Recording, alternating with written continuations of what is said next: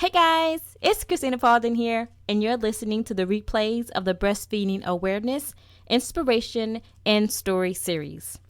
That's right, all day long, we're replaying breastfeeding stories from moms and specialists. Thank you for tuning in and enjoy.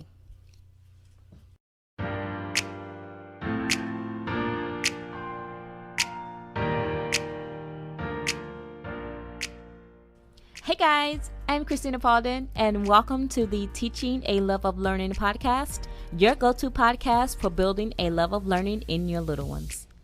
Thank you for tuning in today, and enjoy the show.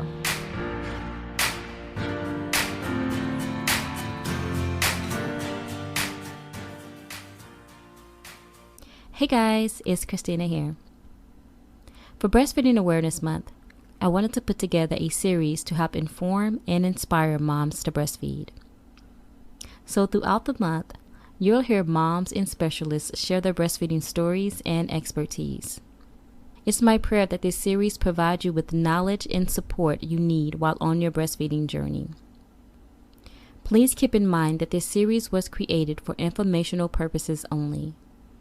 Please do not disregard professional medical advice or delay in seeking help because of something you may have heard on this series. Enjoy. Hey guys, welcome back to the show. So today I have a very special guest joining us. Her name is Chris Hapgood. So Chris was one of the first persons that I knew I had to have on my show. I've only met her twice, but the impact that she's had on me and my husband has been so powerful. I knew I had to get her on the show. So I'm so thankful that she's able to join us today. Chris, how are you doing today? I'm doing great, Christina. Thank you for having me as your guest. Oh, no, thank you so much for coming. So if it's okay, I first want to explain to the listeners how we met. Can I go into that real quick? Oh, that would be great. Okay. So I met Chris when shortly after I delivered my baby, or I had my baby girl. I think it was a day after. And I remember her coming in, and she sat with me and my husband well over an hour and 30 minutes. And it was just an amazing conversation filled with beneficial information. And she sat with me and my husband, and she broke down what to expect while breastfeeding. And while she was speaking to us, again, this maybe like 20 minutes into it, me and my husband looked at each other and was like, maybe we should write this down. So I got a pen, I started writing, she's saying this is going to happen. And when this happens, then you need to do this. So I'm writing everything down to the T. And when she left, like me and my husband, although we thought we knew what we were doing when we said we were going to breastfeed, like you would think it's just, you just feed the baby. But she explained that it's way, way more to it than that. Shortly after, when me and my husband got home, say a few days later, so at first everything was normal and fine. But then a few days later, I was unable to get my daughter to latch on. My breasts were they were huge. They had knots in them. And I was freaking out because it's been hours since she's eaten and she's getting crankier. And it was right before we were going to try to lay down. And, he went to bed and I'm thinking, what am I going to do? What am I going to do? I'm in pain for one. And again, my daughter is not able to latch on. And I said, oh yeah, let me look at my notes. Let me read my notes. So I went back to my notes and I started following what she told me to do. She said, this is going to happen. And when this happens, this is what you need to do. So I went down that list, and for hours, I was just working on trying to get my breast like loosened up so my daughter could latch on. So I don't know, maybe like 4 or 5 o'clock in the morning, I woke her up. I was able to nurse her. So thankful for that. But my husband woke up and he saw us nursing. He was like, oh, so you got it? Like, okay, you did it. You still doing this.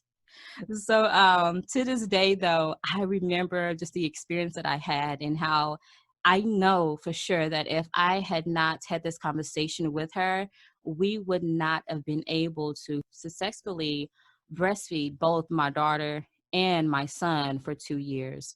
We would have given up because what she shared with us was knowledge that we did not know about. So I'm sorry that took so long, but Chris, are you there? Yes, I'm Okay. here. So I have some questions that I want to ask you just to kind of help the listeners know what to expect while breastfeeding. So I have the first one for you. You Okay, ready for it? I'm ready. The first one is, could you break down what the first time breastfeeding mom could expect, what their experience is going to be like? You know, in our culture, we make this breastfeeding so difficult. And we think we need all of these things. We think we need perfect nipples. We think we need perfect breast. We are, it's, I think, just put in our minds that we're not ever enough. And that is not true. And like I'm known to go around, pretend you're living underneath a coconut tree, pretend you're living underneath a coconut tree. Women, we are born to make babies and to nourish them from our breasts. When we are pregnant, around week 16 of pregnancy, your body is already putting the colostrum in the breast. There's milk there. And these babies, no matter what gestational age they're born at, even if it's like 34 weeks, 36 weeks, 40 weeks, they are born knowing how to suckle at the breast. Now, you think about this. Why would your body be making a baby for 10 months and every day does your body go, does your brain say, today let's work on developing the right arm and the left leg? No, your body is on autopilot. It knows what to do. So why would our bodies make a baby for 10 months? And now that we've pushed the baby out, daddy's cut the cord, there wouldn't be enough milk. If there wasn't enough milk, we wouldn't have gotten out of the Garden of Eden. If you think about it, these babies' tummies are very small. Even a big 10-pound, 40-week baby, that tummy is only the size of a small marble. And we're talking about a small marble that is only about 3 to 5 mils. And 1 teaspoon is 5 mils. That's all that baby's gonna need. And so what's so sad is there at the hospital when people are like, oh, I don't think I'm making enough. And then we go ahead and we feed that baby from a bottle. Don't even get me started on that one. And that baby, gulp, gulp, gulp. See, look, my baby took the whole 2 ounces. That's 60 mils. What did Mm, we do? We just stretched out that, I know, we stretched out that stomach and now we started overfeeding that baby. And we wonder why we are a culture and a population of obese people because we feel like we have to consume the whole thing that is in front of us. So when women are starting out, they go, I don't have enough. Oh, someone told me my nipples aren't right. Hello, I've been internationally board certified lactation consultant for 21 years. Believe me, I've seen a few breast and nipples. There's no such thing as a perfect breast and nipple. If these babies, they can latch on to anything. They could latch on, I don't care if you don't even have a nipple. Do babies really need a nipple? No, they really don't. They need a breast. mm, So it's so sad, Christina, when I work with a mom and she goes, I really wanted to breastfeed, but then someone told me I didn't have a nipple. And I'm like, well, what's wrong with your nipple? And I look at her breast and I'm like, you're fine. And we mm, put the baby to the breast and the baby doesn't know any different. The baby knows how to suckle at the breast.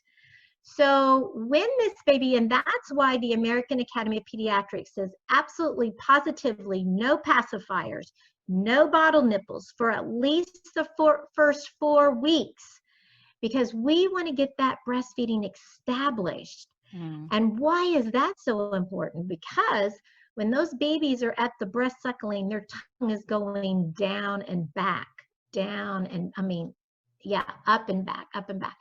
And then when they're on the bottle, it's going forward. And so we are strengthening and developing the wrong set of oral muscles. And you think about this baby's only a day old, and now we've given it a pacifier or a long, hard bottle nipple. It's like, oh, I think I need something long and hard to stimulate my palate to suck. Wrong. And Mm. like I said, I've been doing this for 21 years, and I've never seen a woman's nipple look like a bottle nipple or a pacifier. If it did, we would have some serious issues. So, no, make it easy. Don't focus on the problems. Um, if you focus on the problems, then there's going to be some problems. And if there is some problems like pain with nursing or that kind of thing, then yes, go find a professional, Mm-hmm. internationally board certified lactation consultant. Get some help, seek some help. But there may be something, maybe the baby's got a little bit of an oral issue, with its tongue or with its lip or something like that, or maybe, but a lot of times it's just really easy fixes that we can resolve in just 15 minutes of doing a consult and a feeding, and Mm-hmm. we can get it corrected. So yeah. Okay, that's great. That's awesome. Um, could you talk to us? And I mean, you went into it some, but could you explain to us the benefits of breastfeeding and kind of what happens when we breastfeed? Well, I mean, the importance of breastfeeding is, I mean, we could talk 3 hours on the importance of breastfeeding. The first thing that I come to is the perfect nutrition for every baby, for Mm. every baby. What, well, and I'd like to go into this, Christina, so it may be a little, this is what's so interesting, is when all of us are born, we're born with what we call open gut. There's little tiny holes perforated throughout our stomach and our intestines, okay? The first time that baby goes to the breast, the very first time, this baby's maybe only 5 minutes old, 30 minutes old, an hour old. The first time that that baby goes to the breast, there's a special substance in that colostrum that literally closes off all of those holes in that gut. And now that gut is called a closed gut. Wow. Okay? That baby's gut is now closed until the day that baby dies when it's 103 years of age. Now, I'm 60 years old. I was never breastfed. And I am always open gut, always. So when you look at okay, so we're all grandmas now, memas, and you look at our population, our 50, 60, 70-year-olds, we were not breastfed. Our mothers were not encouraged to breastfeed back in the 50s, 60s, and 70s. And when you look at our population, we have all kinds of GI issues, a lot of irritable bowel, Crohn's disease, colitis, diverticulosis, all kinds of GI problems, and it's because we are open gut. So the first time that baby goes to the breast, it's getting huge benefits. Mm-hmm. And then the other thing is the baby is born with what we call a sterile gut. And we all know that we need good gut flora, good probiotics in our gut to keep us healthy. That's 90% of our immunity comes from our gut. Well, guess what? And that first few days of colostrum, special enzymes down there just to start that good gut flora. So we are helping this baby with all of the immunity from the first minute of life that it starts nursing. And then people will go, well, okay, well, I don't think I had enough. Okay, so let's say, Christina, that your daughter was 12 hours old and daddy's like, and you're like, oh, I can't do this. And dad's like, well, just do what you want to do, or let's go feed it formula. You wouldn't believe, I thought, oh, I'm going to drop kick your husband for mentioning the F word. Anyway, because you know what? I'm going to tell you, Christina, if you would have given, so we had good gut flora going because we exclusively breastfed, Mm-hmm. right? Right. Yeah. And then let's say, oh, I just gave my baby just 10 mils, or I just gave my baby 1 mil of formula. What you did is you just killed all of the gut flora in that baby's gut. Wow. And then you said, well, I only did it one time. But guess what? Now, Christina, your baby's going to have to be exclusively breastfed for the next 6 weeks, 4 to 6 weeks, to get that gut flora back to where it was before we did the formula. Wow. So, yeah. So when we talk about the importance of breastfeeding, that's number one, okay, is the gut, because we're talking about immunity, especially with all of these little viruses that's now floating around the world. Mm-hmm. The other thing it is, it's going to reduce this baby from having obesity, childhood diabetes, childhood cancers, childhood leukemia. In the breast milk, it's called, oh, now that I just thought about it, it just left my brain. It'll come. But anyway, there's a special substance in our breast milk that actually has 40 different components to it that literally kills cancer cells. Oh, wow. Aha. So does formula have any of that in it? No. Formula, everything in formula, it is all artificial. It's based on out of a cow's protein. It's artificial. There's no antibodies in it. There's nothing living in formula. So when we look at these, our precious babies, and they're new, brand new living creatures, a living creature needs living fluids so it'll thrive. That's mother's milk. Also, babies that are even breastfed as short as 6 months, exclusively just breastfed, they are getting more and more proteins to grow a human brain. So when we're talking about, when babies are born, say even at 24 weeks, that's when we say they're viable. They're probably not even a pound and they're 24 weeks. Well, if your body started making milk, at 16 weeks, do you have milk there at 24 weeks? Yes. Now, your body knows that it gave birth to a 24-weeker. The components of fat, carbohydrates, and proteins in that milk is designed to grow a 24-week brain. Here in 7 days, when that baby turns 25 weeks, that milk changes the ratio of the fats, carbohydrates, and proteins to now grow a 25-week brain. Wow. It's going to continue to do that for the next 4 weeks. So if your baby's born at 24 weeks or at 32 weeks or 36 weeks or at 40 weeks, your milk is going to change for the first 4 weeks. Wow. Formula doesn't do it. Now, the other thing is it's also going to help moms lose weight. You mamas are going to burn about 600 to 1,000 calories a day just sitting there making milk. Now, that's going to be equivalent to walking about, we'll say 8 to 10 miles a day at a 4-mile-an-hour pace to burn that 1,000 calories. Wow. Okay? Also, it's preventing women from having breast cancer and ovarian cancer and many different types of cancers. It's preventing the women, the mamas, from having osteoporosis. It also, right after birth, helps you with those, when those babies are nursing, you're going, whoa, why do I feel like I have all these severe menstrual cramping? That is clamping down the uterus. It's keeping you from bleeding out.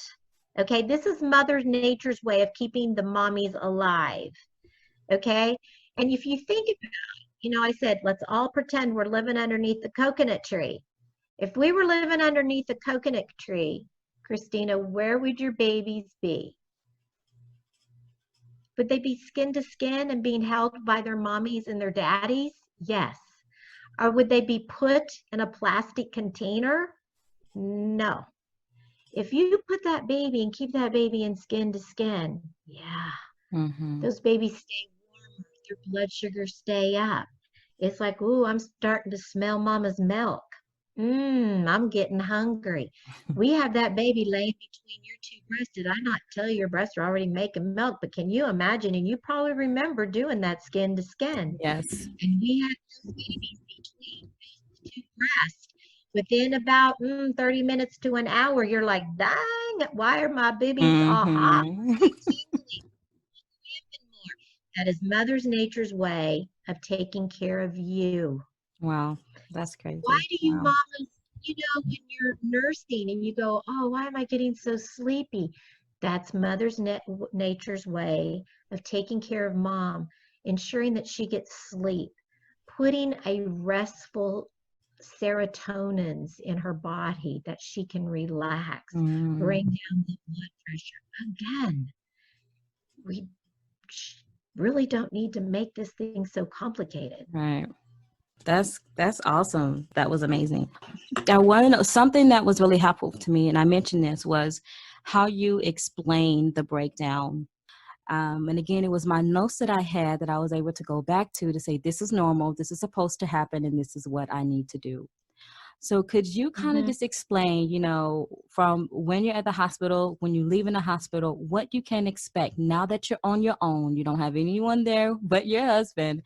Could you explain what we can expect? Okay, number one is you need to get solid breastfeeding foundation going and established in the hospital. Mm, And 85% of mom's success with breastfeeding has to do with dad or a person that's going to be there that's going to be very supportive. Okay? Because you mommies are tired, you're hormonal, you're in this funk, you're not going to remember it.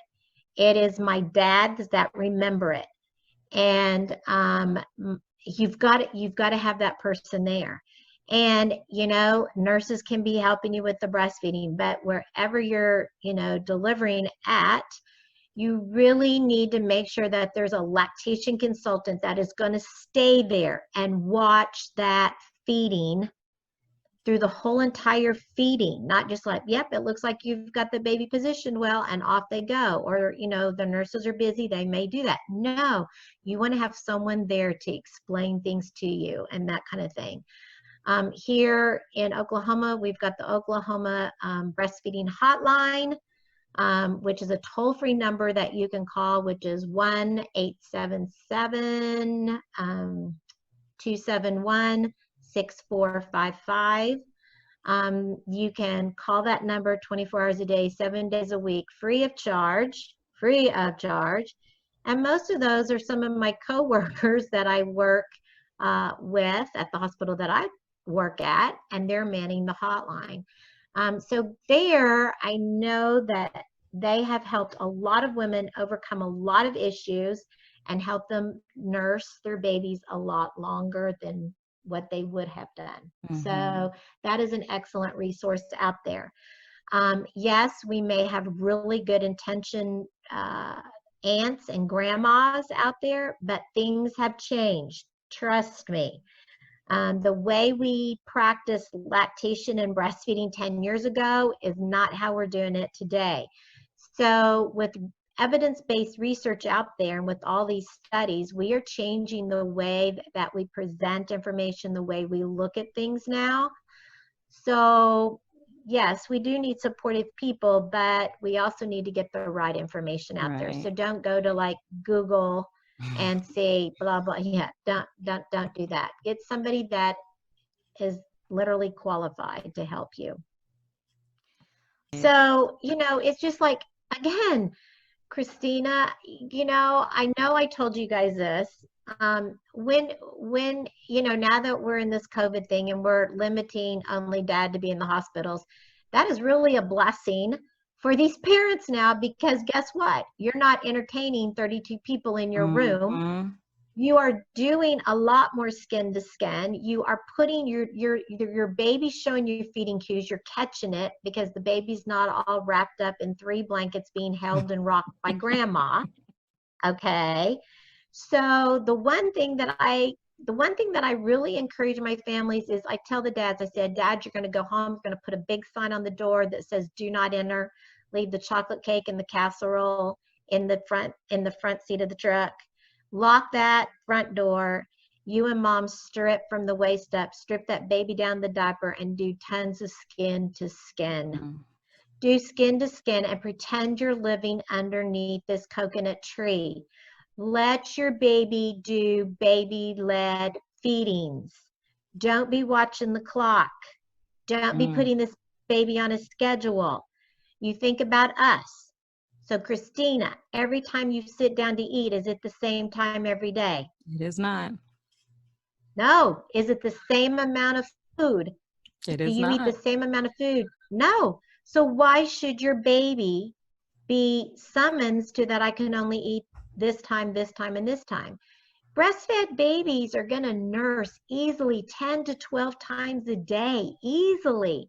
And they may go to the breast and only nurse for the, in fact, day one, if they latch on and suckle briefly is 1 to 2 minutes. That's it. If they suckle briefly 6 times the first 24 hours, we have a huge party. And then you think about this, what goes in has to do what? Come out. Mm-hmm. So how do we know my baby's getting enough? Because it's Mm. going to be the amount of the pees and the poops. So the first 24 hours, if the baby has one void, we have a huge party. Okay? You think about this. Sometimes these labors are induced. This baby's had a very difficult labor. This baby's been, maybe 24, 30 hours of labor. Then mom gets an epidural. Well, that baby definitely gets those medications, those narcotics from that epidural. We base those narcotics on mom's weight. Mom's over 100 pounds, baby's under 10, so 10 pounds. Can you imagine the amount of narcotic that baby's getting through the epidural?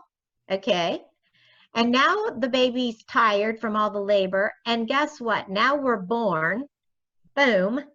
And now we're poked and prodded and separated from our mom or our dad. We need to be in skin to skin. That baby needs to rest, and that baby will start eating when that baby's ready to go. Mm-hmm.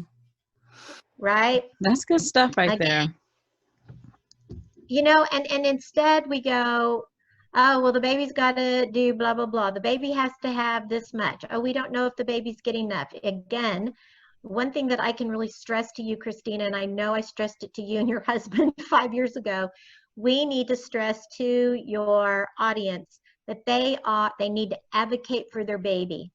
Oh, The yes. medical team, the nurses and the doctors work for you. Mm. You are the parent. If you do not want your baby to have the erythromycin in the eyes, then they don't need it. Do your research. Do your research on, hey, I want to keep my baby in the room. I don't think my baby needs to go down the hall to get an assessment. Yes, do your research. Be informed consumers and then advocate for your baby.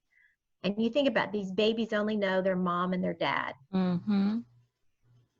And you take them away, even if it's for an hour or two, they know where's my mommy, where's my daddy. Even though it looks like they're maybe asleep, they're not getting much sleep. They're stressed, you know? Yeah. So yeah, again, we just, you've worked so hard 10 months for that baby, and you just want to be with your baby. And when we go, oh, I'll probably get more rest if my baby goes to a nursery. No, you won't, because you're going, well, I wonder where my baby is. I wonder if my baby needs me. Mm-hmm. And if you're starting to wake up, I guarantee you, your baby's starting to show some early feeding cues back down in that nursery, because you and that baby are on the exact same sleeping pattern. Mm. So yeah. Yeah, this is great. I really appreciate it, Chris.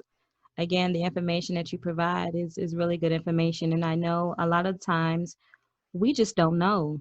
We just don't know. So it's good to actually hear that information and to be able to go off of that, off of what we've heard. So I really Right. appreciate you taking the time to join us. Could you tell people where they can find you, where they can contact if they want to reach out to you? Where can they find you? Okay. Well, I actually have a website. My website is essentialsolutionsforhealth.com. I'm also on Facebook, Chris with a K, Kris, Hapgood, HAP, P as in Paul, GOODRN. Um, I have a Facebook page. I also have my website. I actually have my own business now, and I'm thinking outside the box. I finally get to do nursing my way, and I use natural alternatives and doTERRA, and I help moms and babies, with breastfeeding or with other health issues, or I help families, and it's just an amazing, amazing job that I have. So yeah, but there's two ways to get a hold of me that way. That's great. And guys, she is amazing. Again, she sat with us for over, and I'm not sure how she usually does patients, because again, they're filled with patients. But for us, she was in there over an hour and 30 minutes, and I wrote everything down, and everything happened the way that she said it was. So I'm so thankful for that information, for that knowledge that you shared. Okay, now Well, just a minute. Before that's the one thing, because you know what? You said, well, I breastfed both of my babies for 2 years, Christina. yes. That is the one thing that I want. I'll leave with this, and then I won't say another word, I promise. No, you're But fine. the pediatric says exclusively Mhm. breastfeed your baby for at least the first 6 months. That means there's no rice cereal starting at 4 months. There's no apple juice starting at 4 months. Nothing like that. Exclusively breastfeed for at least the first 6 months. Continue to breastfeed at least 1 year, if not closer to 2. Now, why is this so important? Especially in this day and time with all of the viruses that we've got going around. At 1 year of age, that baby is now considered a toddler. Well, guess what? Your biggest brain growth, our biggest brain growth in our whole entire lifespan is between ages 1 and 2. Yes. What's got special proteins in it to grow a human brain? Mom's milk. If this toddler is not on mom's milk, what is this toddler on? Cow's milk. Mm. Think about it. Also, is this toddler now going to be nursing 10, 12 times a day? No. You'd be lucky you get that toddler to nurse, and you can vouch for this, Christina, 3 times a day. You're lucky if you get 3 times in, and they're not nursing no 30 minutes at a time. You're lucky if Mhm. they get 5 minutes. Okay. But after 1 year of age, 40% of that toddler's calories still comes from mom's milk. Wow. 40%. So when you think about this, is your baby going to be much bigger at a year than it was the day it was born? Yes. Is it just going to lay there and sleep and pee and poop and smile? No. It's running around, climbing the walls, doing all kinds of stuff. So its caloric intake needs to be more. And they're only nursing like 3, 4 times a day, and they're getting 40%. So ladies, what do you think your milk is really high in after 1 year of age? Fat. Mm. And the first 3 months that a woman's pregnant, they go, oh my goodness, my belly's not getting bigger. My baby's got bigger because of the hormones, but my belly's not getting bigger. Why can't I get my jeans on? Because my butt and my thighs are exploding. Well, that is where Mother Nature puts that fat on these mamas, is on your hind end and on your thighs. That fat literally is transported to the hind milk in the breast for the babies. Mm. So yes, so your milk is going to be much higher in fat. Now, also this now toddler's 18 months of age. Oh, we're had a tough day. My whole world's falling apart. I'm just going to throw a temper tantrum 20 hours a day today. And guess what? And here comes to mommy. Oh, here's my mom. This baby smells mommy. It has that warm milk going into their tummy. Mhm. What is that telling that toddler? Oh, I'm a very special, loved little boy. Oh, my mommy loves me very much. So psychologically, it is huge, Mm. huge. And so I really want to end with that, because with this day and time, with all of these viruses going around and the flus and cold season, even though we're now in July, they're going to start back up come about probably September. That's what we see at children's hospitals around in September. And then now we've got all this other stuff, and and older babies that they're seeing the world, people with masks on, and it's just kind of scary. But that's why, so psychologically, no, we've got to nurse our babies. We've Mhm. got to nurse our babies at least till the age of 2. We're growing their brain. We're giving them superior nutrition. And yes, you moms that have to go back to work, I'm going to encourage you to get a hospital grade pump. You be pumping. It sucks that you have to go to work, but when that baby or that toddler is being fed your milk, that baby can smell mommy. You are still supplying the superior nutrition that nobody else can for your baby. Good stuff, Chris. Sorry, you got me on a tangent there, Christine. No, you're fine. This is what we need to hear. Again, I appreciate it so much. So, to the listeners, I want to know, do you plan to breastfeed? And also, let me know, what are your breastfeeding concerns? All right, guys, thank you so much for joining us. I will talk to you all soon. Bye.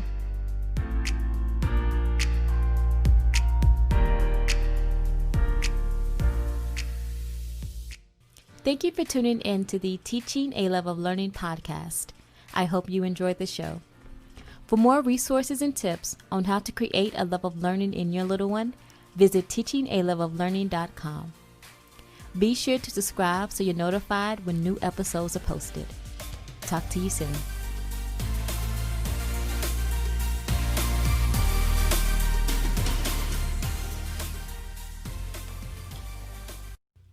Hey guys, it's Christina Paulden here, and you're listening to the replays of the Breastfeeding Awareness, Inspiration, and Story series. That's right, all day long, we're replaying breastfeeding stories from moms and specialists. Thank you for tuning in and enjoy.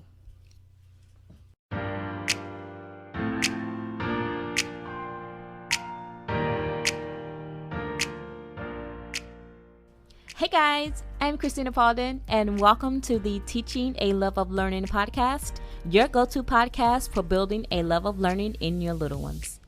Thank you for tuning in today, and enjoy the show.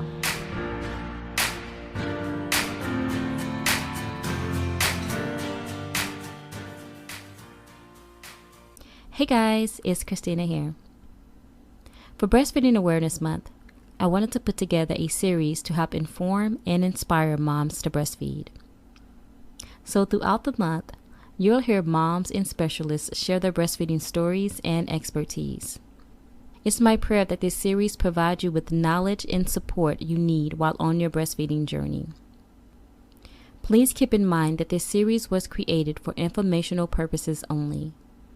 Please do not disregard professional medical advice or delay in seeking help because of something you may have heard on this series. Enjoy. Hey guys, welcome back to the show. In today's series of Breastfeeding Awareness, Inspiration, and Stories, we have Ebony Jackson here to share her breastfeeding journey with us. Ebony, how are you? I'm doing great. Thanks for having me. Oh, thank you for joining us. I first just want to thank you for wanting to share your story. I'm excited to hear about it. So whenever you're ready to share, we're listening. Okay, so as you said, my name is Ebony, and I am a mother of 5, and I've breastfed all 5 of my children. My first child I breastfed for 11 months. My second child I breastfed for 13 months. My third child I breastfed for 12 months, all about 12 months. And my fourth child, she broke the mold. She breastfed for 22 months, and I am still currently breastfeeding my 2-year-old. He just had a birthday this past June. Mm-hmm. So yeah, it's each child is different. Each breastfeeding experience is different. So, there's that. But how I decided to breastfeed is, I just has always been a person who wanted to give the absolute best to my child, especially from the first one. So I tried to learn anything and everything possible, from doing Kegels to maternal exercising and Lamaze. And then, I come across breastfeeding. I did end up having a conversation with my mother and asked her if she breastfed me. And she did say she did. She breastfed me for, I think she said for about 3-4 months. So, I did have some support in that area. But in regards to like my aunts and my sisters at the time, it was still pretty new for all of us and pioneering for me. So, but I still made the decision to breastfeed. And, you know, when you hear about all the benefits of breastfeeding, I mean, it's kind of hard to deny. You know, there's so much, you know, when you're trying to stay away from, you know, chemicals and anything that isn't good for your baby, you're like, okay, well, let me give this a try. So while he was still in my belly, I made a decision. I was going to breastfeed. And here he comes out. And it was not as glorious or as easy, you know, as you think it is. And a lot of lactation supporters will tell you, you know, breastfeeding is natural, but, you know, sometimes you have to find that rhythm and kind of got to get yourself together to learn so baby can learn and you can learn. Sorry, this is my young one right now. I'm actually nursing him so he can be quiet when I finish. That's one of the perks, you know, especially if you're trying to have a serious conversation, just pop them on real quick. But but yeah, so, you know, I did have to reach out for some lactation support in the beginning, and, you know, it was beautiful. You know, a lot of moms like to hesitate and they think they're less than, or they're not worthy, or it's like, why don't I get it? But it's very common to have questions about breastfeeding and, you know, might need a little help. Sometimes it's not even what you're doing. It might just be a position. And, you know, and from there, you're like, oh my gosh, I can't believe I didn't think of that. But none of us would have thought of that. We all need the help at one point. But yeah, so I ended up nursing him, and, you know, I was very blessed to have a family to support me in that area, even though they weren't all that sure, you know, how to support me. But I was very fortunate enough to have them in my corner with my first child. And like I said, I got to 11 months with him, which was very impressive for me. You know, I had a goal of just going until we were done. And, you know, I just kept going each month, and we made it to 11 months, and we just split ways. You know, he was enjoying life, and he was ready to, you know, venture out into table food, and I was down. Everything was fine. So that kind of happened with my other children. Yeah, they, you know, just instinctively, we just breastfed, and we just kept going on until they're ready to stop. It's very interesting with my last one because, like I said, he's 2, he's still going, and he just runs around. So nursing toddlers is definitely an experience in itself. It's very different from when they're infants, but it's still very fun because, you know, they just kind of graze. You know, he wants it now, but then as soon as his siblings come out, he's like, oh, forget you, Mom. I'm ready to go play with them now. But then when he's sleepy and he wants some levies, he'll come up and find me again. So it's not as frequent, you know, as many people may think it is, but it's fun. That was awesome. And you mentioned just how when it was you actually had the baby and it was time to breastfeed, it was like, oh, wait a minute, this isn't really what I expected. And I think that's what happens to a lot of us. You know, we go into it was like, it's just going to be simple. You know, you just get the baby, pop them on, then you get to go. And then you realize, wait a minute, there's way more to it than just simply putting them on there. So yes, and I think that's something that we all go through, we all experience, is that this is something that we have to learn, something that the baby has to learn as well. So we're learning together. Was it easier after you breastfed the first one? Yes, because, you know, I was pretty familiar with it. You know, you're like, okay, I understand that, you know, with my first one, maybe I didn't know all the positions, but this one I'm going to venture out and just try new things and just do something different. So that made it much, much easier. Yes. Yeah, having that experience and just not having that stress. So it's just like with time, with everything, you know, with any new skill, with anything that you're trying to learn, practicing, and it makes it so much easier, and you get familiar with it. And then for me, I got used to asking for help, and it made it less and less stressful, and like I didn't feel like people were judging me.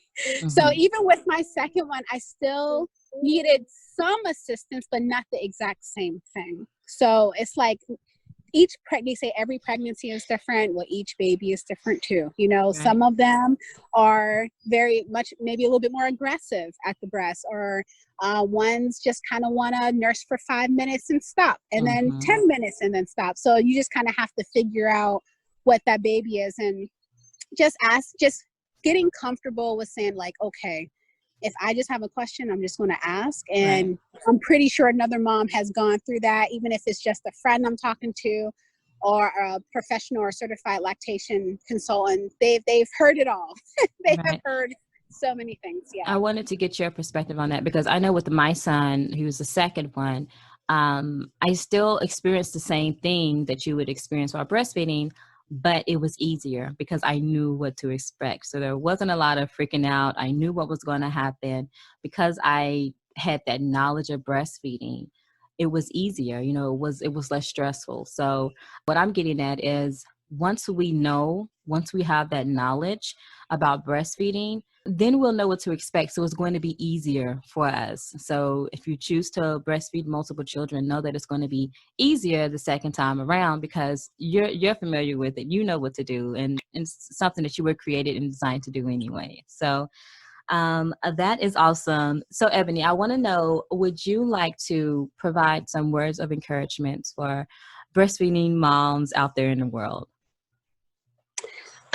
Yes. So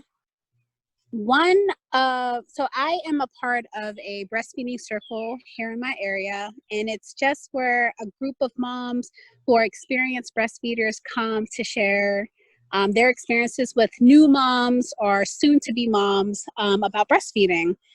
And my first encouraging thing to say would just be to look for a support system and just know that you will always find that love and support in that circle or in that organization. Because you'll hear so many women say, I would have given up breastfeeding if it wasn't for this support group, you know, and it's just an amazing thing to hear. So seek out those groups in your area and see where they are. A lot of them are very specific into like certain demographics. So you may find one that pertains to your very unique self, you know, and find those out. And just lastly, give it a try. You know, a lot of people get caught up in like, oh, I breastfed my baby for 5 years. I breastfed my baby for 3 years. You know, don't get caught up in the longevity of it all. Try it and give yourself short-term goals. You know, 1 week is an accomplishment. 1 month is an accomplishment. 5 months, 6 months is awesome. So don't let anyone take any of that from you. The fact that you even stepped out to try it is amazing. So I commend you for even thinking about it, and you're on the right track. That's great. That's great. Thank you so much, Ebony, for being here. I really appreciate it. Very, very powerful, very inspiring. Thank you again. To the listeners, I want to hear from you. I want to know if you experienced any issues while breastfeeding and how you overcame those issues. Let us know in the comment section below. Thank you all for tuning in. I'll talk to you all soon.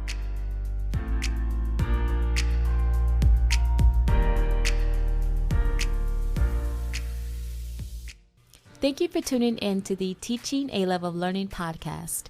I hope you enjoyed the show. For more resources and tips on how to create a love of learning in your little one, visit teachingaloveoflearning.com. Be sure to subscribe so you're notified when new episodes are posted. Talk to you soon.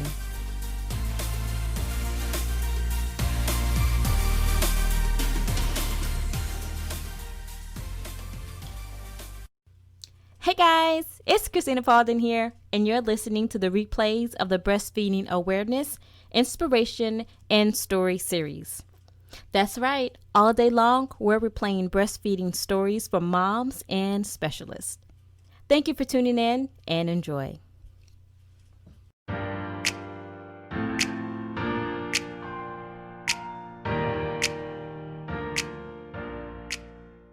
Hey guys, I'm Christina Paulden, and welcome to the Teaching a Love of Learning podcast, your go-to podcast for building a love of learning in your little ones.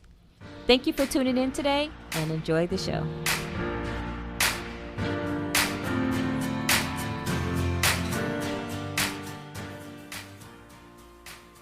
Hey guys, it's Christina here. For Breastfeeding Awareness Month, I wanted to put together a series to help inform and inspire moms to breastfeed. So throughout the month, you'll hear moms and specialists share their breastfeeding stories and expertise. It's my prayer that this series provides you with the knowledge and support you need while on your breastfeeding journey. Please keep in mind that this series was created for informational purposes only. Please do not disregard professional medical advice or delay in seeking help because of something you may have heard on this series. Enjoy. Hey guys, welcome back to the show. In today's series of breastfeeding awareness, inspiration, and stories, we have Ashley Davis here to share her breastfeeding story and also answer some questions for us. Ashley, how are you today? Oh, I'm doing so good. Praise God. How about you, Christina? I am doing well. Thank you so much for being here with us. Yes, I'm so happy to be here. I'm excited to talk breastfeeding. Yes. This has been an exciting series, and I'm so glad that you're here. So I first want to know if we can start by you sharing your story and let people know a little bit about your breastfeeding journey. Yeah, sure. I would love to. So I know a lot of people are very much aware of how breastfeeding can be difficult and can be hard, but I didn't know any of that. Everyone just, to me, seemed like it came natural to them. So when I had my son 9 years ago, I just thought, oh, and it's going to work. And it did, and it was painful, and it worked, but I just wish that I would have known that it wasn't as easy as it looked. So I breastfed him through all the pain and bleeding nipples and didn't know any better for a year. And when he turned 12 months, I just said, mission accomplished, move on. And it was very seamless to wean him. I had my second child, my daughter, who's now 7. I was in PA school at that time, so I was fully immersed in school. And so I couldn't really dedicate the same level of attention and time to her. I had tremendous guilt over that.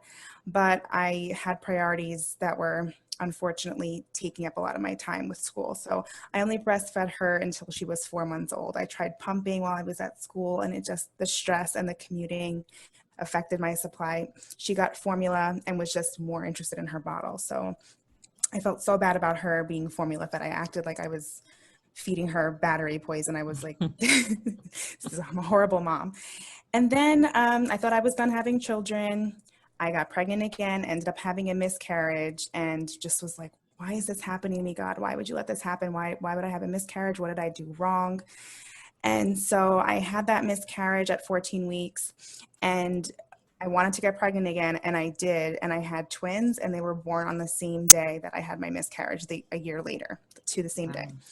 So then now fast forward, my twins are 22 months old, and I'm still breastfeeding them. I cannot understand how, I cannot understand why. I actually want to stop. So I'm currently struggling through the weaning process. They are not trying to stop. I'm cutting out feedings one at a time. So that is where I am today on my breastfeeding journey. Wow. You mentioned something when you started. You said it's not as easy as it looks.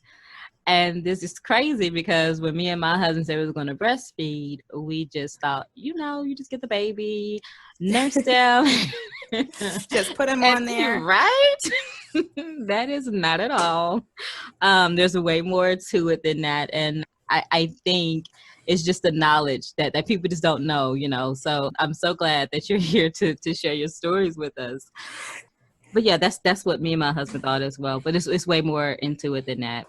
Yeah, and it's you also don't know, I think, especially if you're a younger mom, you don't know that you have access to lactation consultants. You don't know that you have access to and just there's a bunch of ancillary staff besides the doctor and the nurse that can help you. And even when you're home, they're able to help you. And I just think you don't think to ask for help because you think it should just come natural to you. And my mom even told me that. She's like, Ashley, why are you reading all these books and trying to find out this and that? Just put the baby on your boob and that's it. And I was like, but because she's like, well, back in my day, we didn't have all that stuff. And we just had to figure it out. And so I thought that that's what I had to do, was just figure it out. And that's why I think my first time around breastfeeding, I had all that issue with bleeding nipples and pain. And just, it wasn't a great experience. I was just Right. doing it out of feeling guilty that Mm-hmm. if I didn't do it, that I was harming my baby by not giving him access to breast milk. Right.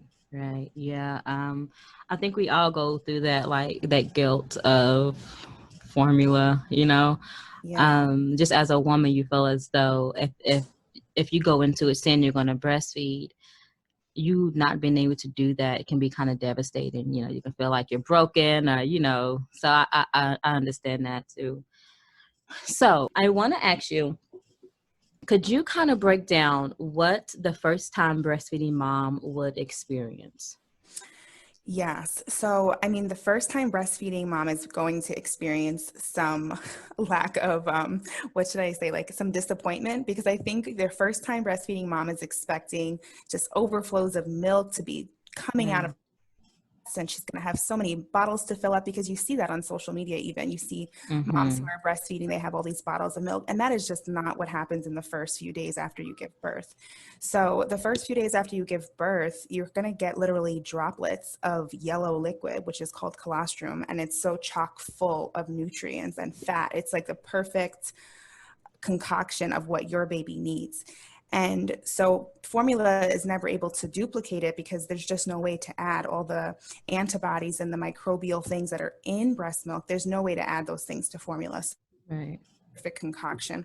And there's only a few drops of it. And the reason why you only need a few drops of it is because it is so full of nutrients. So what formula needs like a whole bottle to accomplish and still doesn't accomplish, breast milk does it in a few drops. So I think that's the number one thing to remember, is that you're not going to get a full bottle of milk on your first day, or even in your first month. You're probably not going to get a full 4-ounce bottle of milk. Mm-hmm. And the second thing you're going to notice is that your baby wants to nurse very often, that maybe every hour they're hungry again. And that's because a lot of people don't realize that a newborn baby's stomach is the size of a grape. Mm-hmm. It is the size of a grape. So how quickly can you fill up a grape? It only takes like 20 drops to fill Mm-hmm. up a grape. And so we're thinking, oh, the baby's hungry, he's not getting enough. And that's the first trap that happens, is the combination of, I'm not making enough milk, so he's not getting enough, so he needs formula. And so that's the vicious cycle of giving the baby formula, and then the baby nurses less often. And because they nurse less often, your body makes less milk. And so the cycle continues into formula feeding. It's hard to do both for a long time. You usually end up giving into one over the other. So that's what you can expect in the first few days, is not producing a lot of milk right away. And also just knowing too that you're going to have some pain, you're going to have some swelling. It's not going to be comfortable as your body adjusts. I remember using, I don't know if you use this too, Christina, I use the lanolin, the nipple butter. There's so many different Oh, great yes, ones. I did. Yeah, just to keep the skin lubricated Mm-hmm. and clean, because in between breastfeeding you can get infections on your nipples if you aren't cleaning. So that's something else to look out for, is just keeping, even just using a drop of breast milk on your nipples. Mm-hmm. You can actually do that. And the breast milk has antimicrobial properties that you can just clean your nipple off with a drop of Right. breast milk and consider it clean. So Right. I did both of those. You also mentioned though, just how small the baby's stomach is, and I wanted to just mention that because, like you said, in the first few days, you may not be producing a lot of milk. Just know that your child does not require a lot of milk because their stomach is so small. right. So although you're eating frequently, don't freak out, because again, the baby just needs a small amount of milk at this age. So thank you, thank you. Okay, I want to ask you another question. How is it nursing twins? I knew that was going to come up. I get that asked a lot. People are like, wait, what? How do you nurse? You have twins. How does that work? I'm like, well, God gave me 2 breasts. Thank God. Well, so yeah, I didn't think that it was even possible to nurse twins, because how people talk about how there's not even enough to produce for one. How could you have enough to produce for 2? Mm-hmm. And it truly is a case of supply and demand.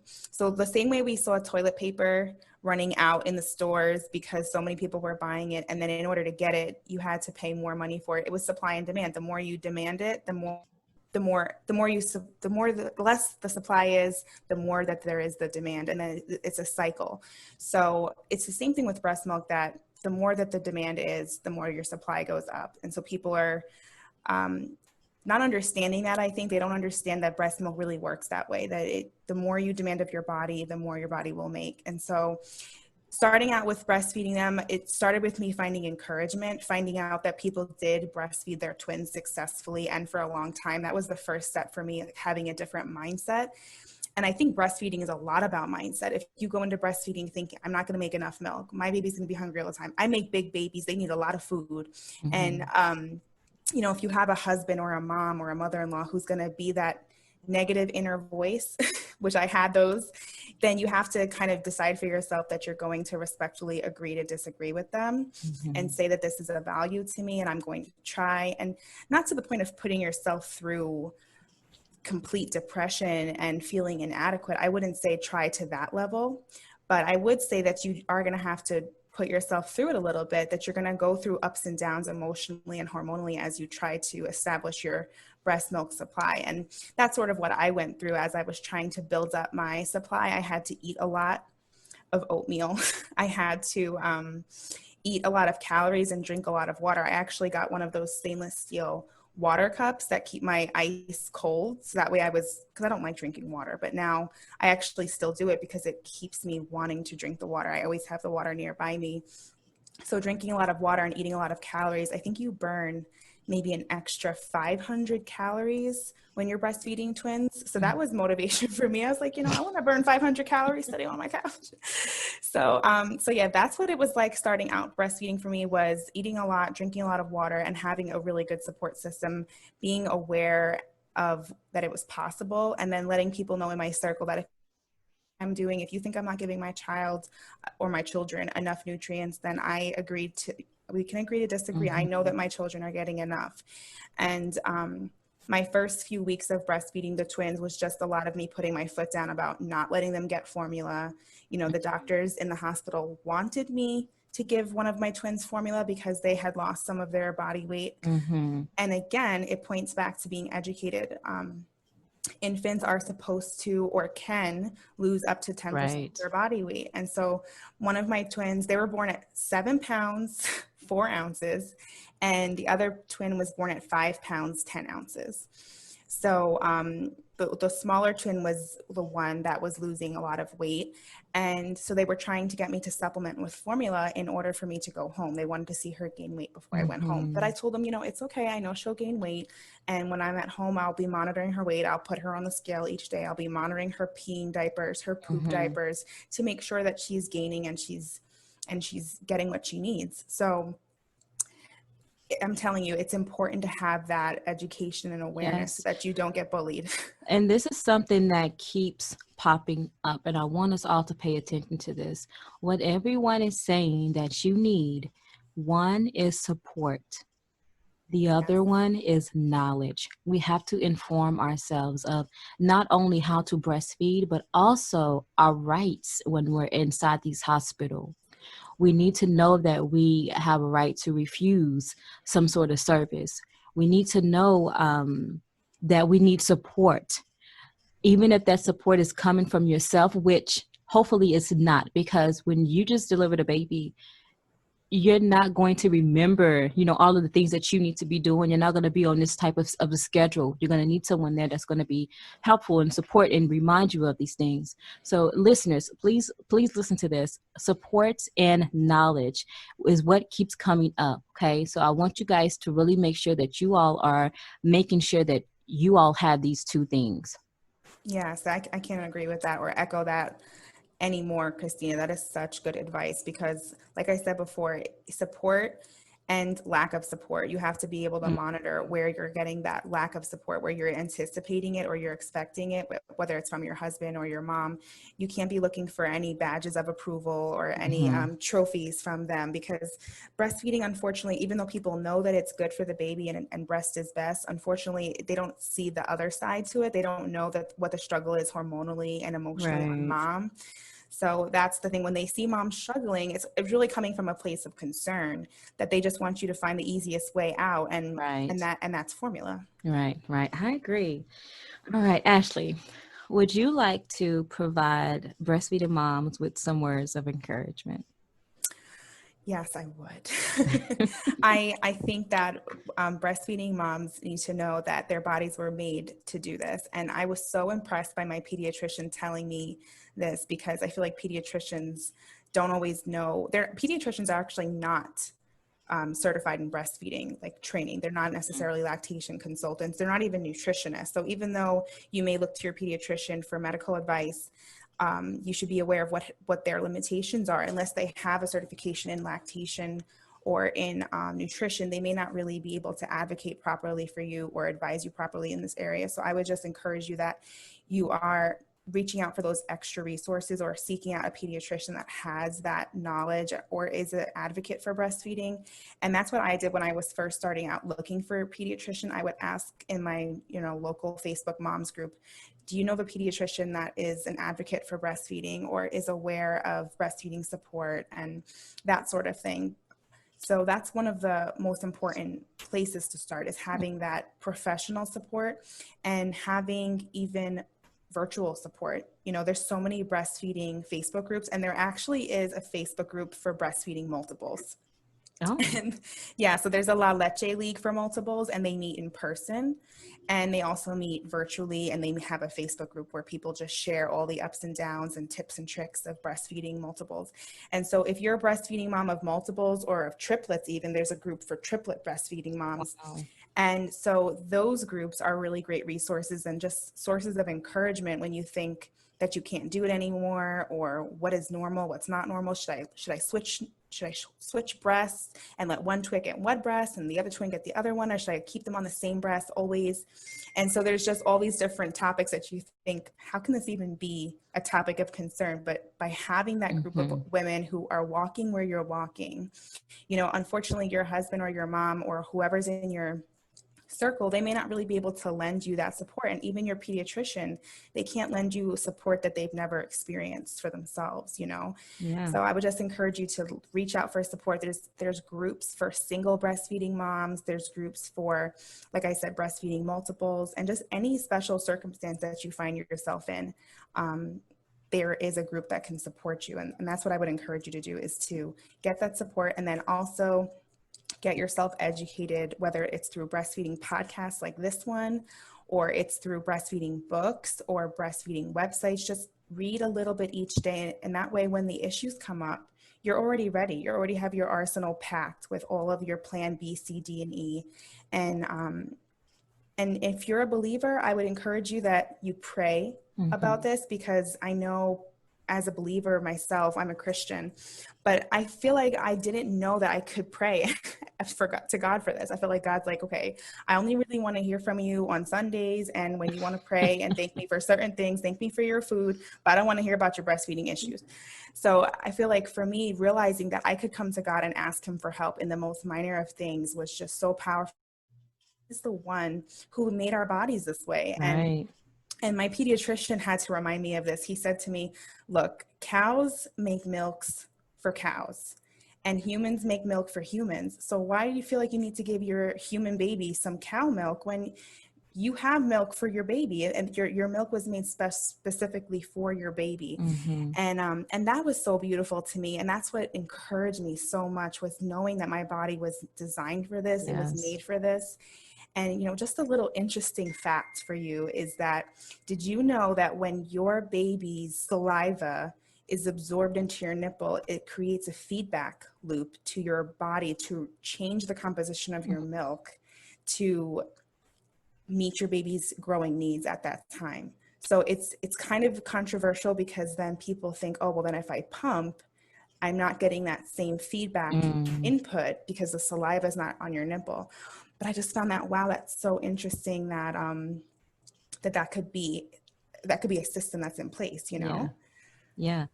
And I also know that's how, if the baby is sick, then, that's how the breast milk knows it needs to start, changing its formula to help the baby fight off whatever sickness they have as well. Yes. Also, something that is so important for any mom that is listening to this conversation, please remember that every drop of breast milk that your baby gets, whether it is just that first day after birth, or it is for 1 week or for 2 weeks, every drop is valuable. So don't fall into the trap of thinking, I have to breastfeed my baby for 6 months or a year or 2 years in order for it to be worth it. No, every single drop that you give your baby counts, and it is a sacrifice on your part, and it is valuable on your part, and it counts. Every drop counts. All right, guys. Thank you so much, Ashley, for joining us today. Could you tell us where can people find you? Yes. So I have a few growing pages that I am working on. So my first page is called the Homeschool Conversation Podcast. That is a page that's on Facebook if you search the Homeschool Conversation Podcast. And then it also is going to have a link to my podcast. I also have this group called Homeschool Tips and Tricks, and it is a Facebook group that you can find where you'll get tips and tricks for homeschooling. And I have a homeschool blog on Facebook called The Chaos I Love, which is TheChaosIlove. And I'll send you all those links so that it's in your show notes if people need that. And I'd love to answer anyone's questions about whether it's breastfeeding or homeschooling or motherhood. I'm just an open book and really want to encourage moms and remind them that there is support out there, you know? Yes. Thank you so much, Ashley, for joining us today. To the listeners, I want to hear from you. I want to know if you feel encouraged to breastfeed your babies. And I also want to know, do you have any worries or concerns? If so, leave those in the comment section below so that we can get those answered for you. Thank you guys for tuning in. I talk to you soon.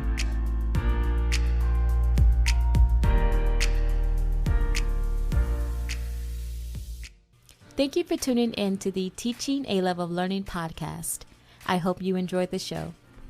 For more resources and tips on how to create a love of learning in your little one, visit teachingaloveoflearning.com.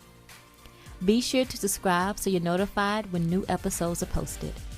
Talk to you soon.